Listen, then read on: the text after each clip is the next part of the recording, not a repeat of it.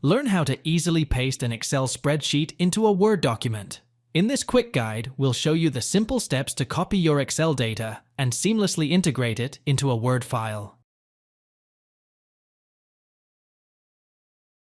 Open your Excel spreadsheet and highlight the data you want to copy.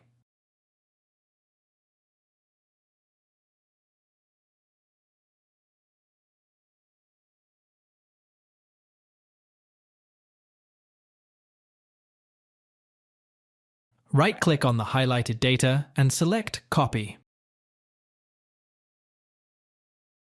Open Microsoft Word and go to the document where you want to paste the data.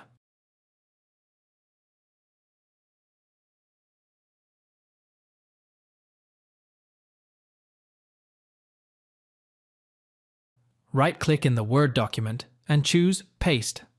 Select either Keep Source Formatting or Use Destination Styles to maintain the desired formatting.